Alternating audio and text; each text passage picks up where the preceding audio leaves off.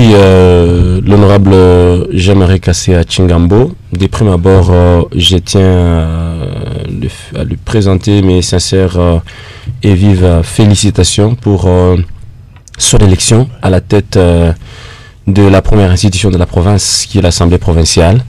Je félicite également l'honorable Archimède Kalassa pour avoir été élu vice-président de l'Assemblée provinciale, et tous les autres qui ont été élus à différents niveaux au niveau de l'Assemblée provinciale du Lualaba. Et donc, avoir à la tête de la province du Lualaba son excellence Fifi, plutôt à la tête de la première institution de la province, l'Assemblée provinciale, l'honorable Kassia, c'est un bon choix. Un bon choix, pourquoi? Parce que honorable Kassia, moi j'ai travaillé avec lui, j'ai eu à travailler avec lui à l'époque quand il était secrétaire exécutif à l'époque de 2016-2017, secrétaire exécutif, non, 2014-2015.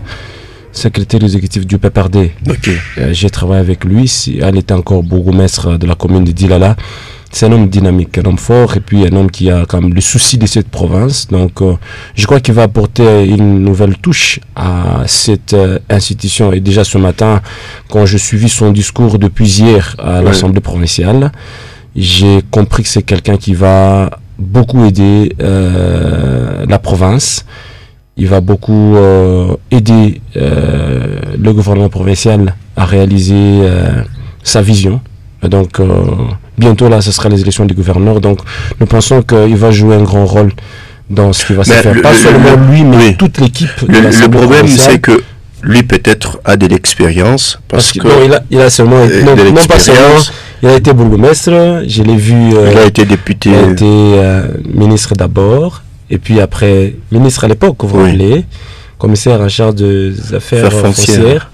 Et puis après, il a été élu député provincial en 2018 jusqu'en 2023. 2023 également, il a été élu député provincial et député national également.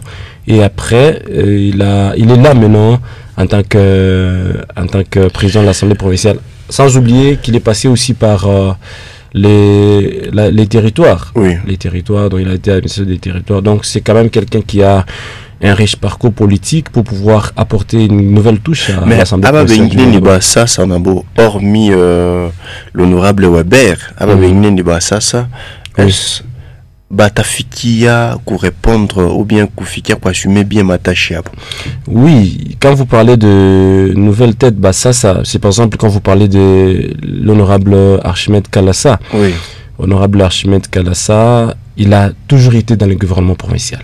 Donc, il a été depuis l'avènement de la province en 2015, il a été là. 2016, 2017, il a été nommé commissaire, secrétaire exécutif au niveau du gouvernement provincial. Donc, tous les documents, toute la gestion de la province, il connaît comment les choses se passent. Donc, c'est quelqu'un qui va apporter une nouvelle touche aussi.